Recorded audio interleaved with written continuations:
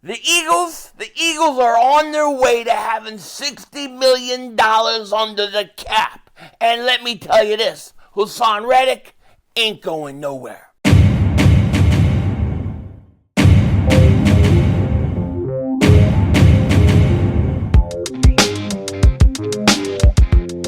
Dallas still stinks. Yo, by the way, Dingbat here. Hope everybody's having a great day. Hope you guys are doing. Hope you're hanging in there. It is the week of the combine, and I'm ready for it. Howie Roseman's about to be $60 million under the cap. I am sure of it. Wait a second, that rhymed. Hey, it rhymed.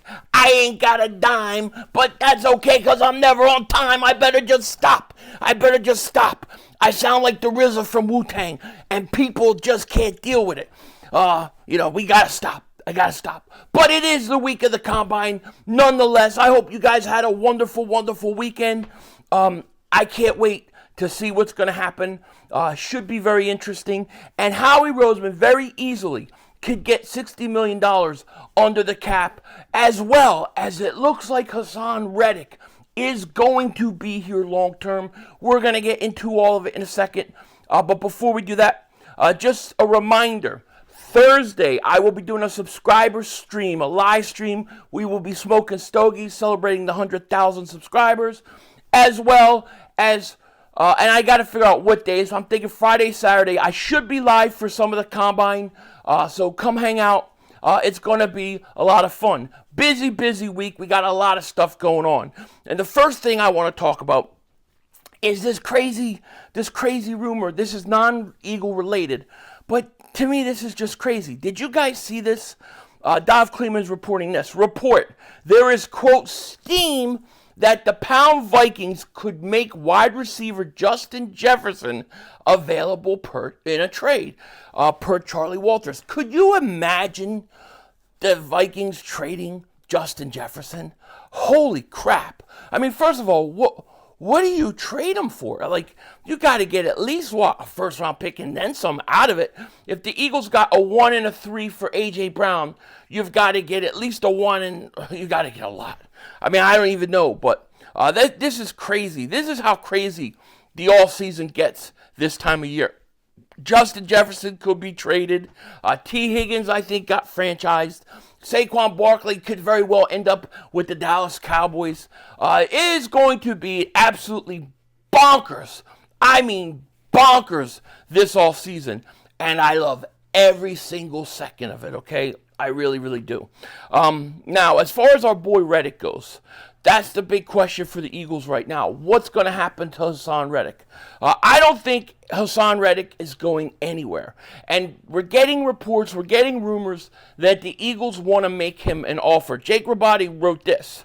It is my understanding that the Pound Eagles are willing to give Haason Reddick a big money extension that would pay him around $20 to $22 million a year. Reddick and his camp are still seeking a 3-year deal worth $25 million a year. We'll see where this goes, but Reddick camp is standing on their initial asking price at the moment. This isn't surprising. One, we're not even in free agency yet. We're not even at the free agency period. And two, this is exactly why Howie Roseman went out there and tried to tell Reddick, hey, listen, go ahead, check out the market, go talk to other teams, see what you can get, see what you're worth. Because he knows he's not getting $25 million. He definitely knows it, right? He's going to get somewhere around $20 million. Somewhere, I think, $18, $20 million. And I think it's going to be the Eagles that give it to him. It just makes no sense. I mean, we've kind of went through this. We've kind of talked about it. But when you really think about the Eagles and their options, I don't really see what they are at this point. You could trade Reddick, but what are you going to trade him for? A second-round pick? I don't know that you'll get a second-round pick. A third-round pick, is that worth it? Even a second-round pick. You're not going to draft a second-round pick that's going to come in and be as impactful as Haason Reddick. I don't really see where the Eagles could go with this whole thing. Haason Reddick is your number one defensive playmaker you have. And that's undisputed. Undisputed. undefeated. He is the number one playmaker that they have on defense. I don't see any way in which you can remove him from this roster, especially for a second round pick or something like that. It's just not going to happen. The Eagles are going to have to pay him. And when they pay him, it's going to open up cap space. But I think somewhere around $20 million is where he's going to land. I would say that you probably have at least about a 90% chance that Reddick is here next year. I don't think he's going anywhere. And it's smart for Howie Roseman to go out and say, look, Haason, go see what you're worth. Go see what other teams will get you. Because nobody's going to give him $25 million. I don't believe it. I mean, Brian Burns asking for $30. Apparently, I think Carolina offered him, up to $27 million. But he's younger. So I think Reddick is going to be, around $18, $20 million, a 3-year deal. I think if you're the Eagles, you have to do it. They can afford to do it, and they can still have plenty of money under the cap. Matter of fact, by giving Haason Reddick a contract, you are gaining $11 million in cap space. So to me, it's a win-win, okay? Now, here's the thing. People who think that Reddick should go or should get traded, the argument that they'll say is, well, Vic Fangio is not going to use him right. He's going to drop him in coverage, and what's the point? I get it. I get that. If you're not using Haason Reddick right and you're dropping him in coverage all the time, yeah, it's a problem. You're going to have to, and this is why Vic Fangio is a defensive coordinator, and you bring in a defensive coordinator with experience, because you want a guy who can take the players that he has on defense and use them to their skill set. And that's what I expect him to do with Reddick. I expect him to tweak his defense in order to make sure that you're using Haason Reddick correctly when you're paying him $20 million a year. But I just don't see any alternative. If you don't have Reddick on the team, who do you have that's producing double-digit sacks? Josh Sweat didn't have double-digit sacks last year. He took a step back. Brandon Graham is a year older. People don't like my idea about Chase Young going after him for $13 million a year, although I think as a third pass rusher, I don't think that's a bad thing at all if you had him as your third pass rusher behind Reddick and Sweat. And then Nolan Smith, definitely can't give up on Nolan Smith, but we still need to see more from him. He didn't show us enough. This would have been an easy situation if Nolan Smith had 8-9 sacks last year and showed us that he's the future, but he didn't. So I think, yeah, Reddick has some leverage here, but I think that when he goes out and he tries to see what he's worth, I think he's going to settle for the $18-20 million a year for 3 years that the Eagles will probably give him. And listen, as far as the Eagles go, you could easily be $60 million under the cap if you play your cards right.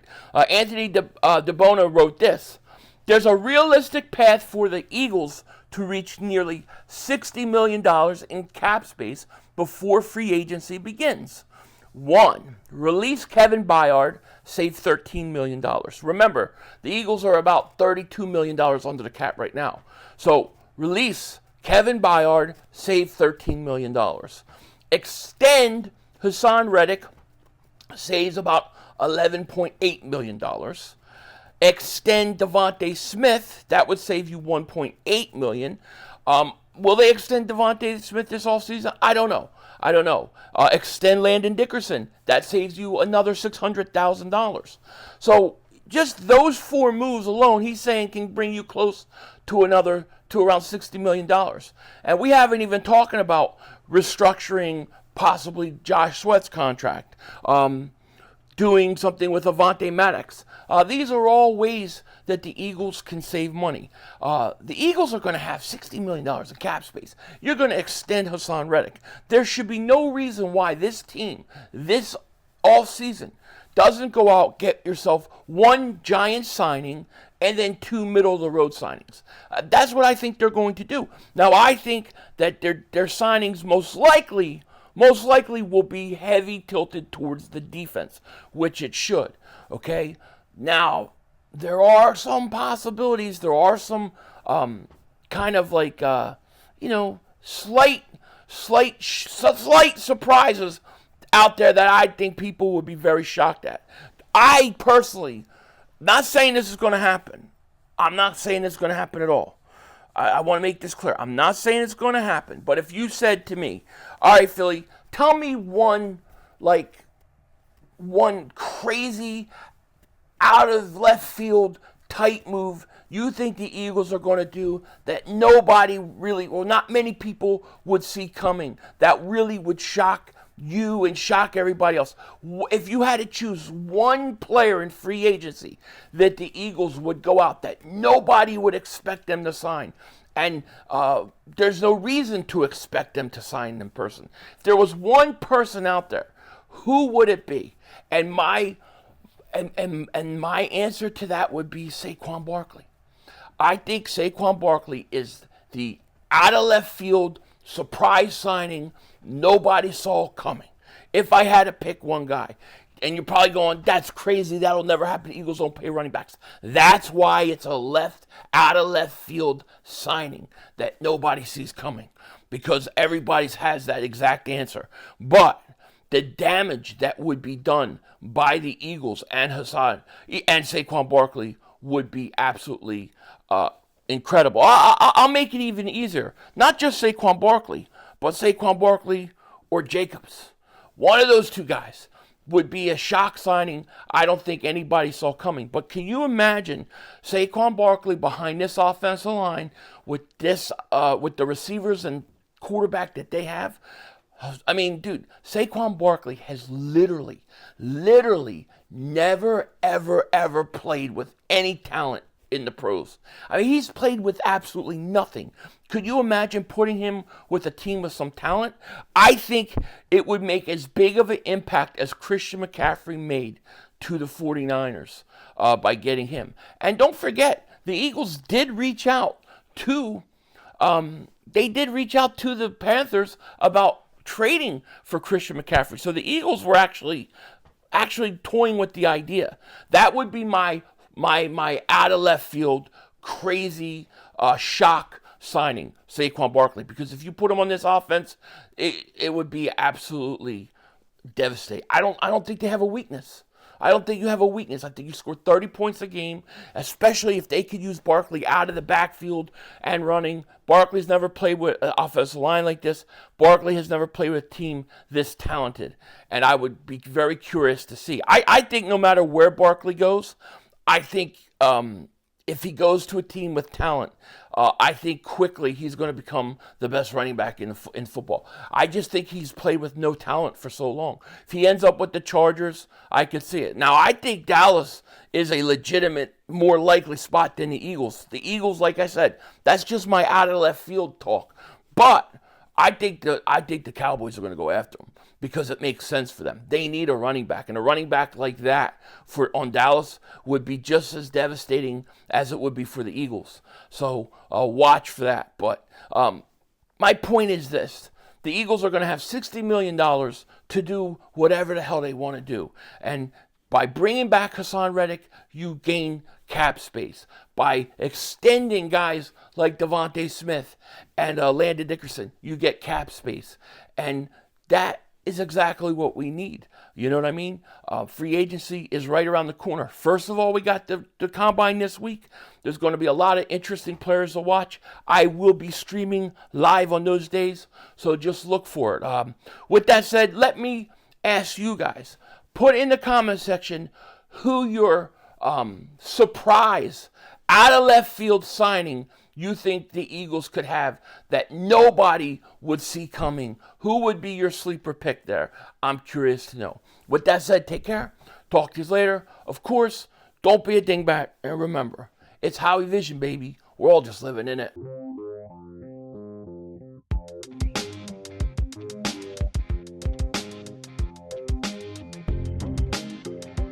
I know, we all hate Mondays. It's very depressing, the start of the week. Here we go.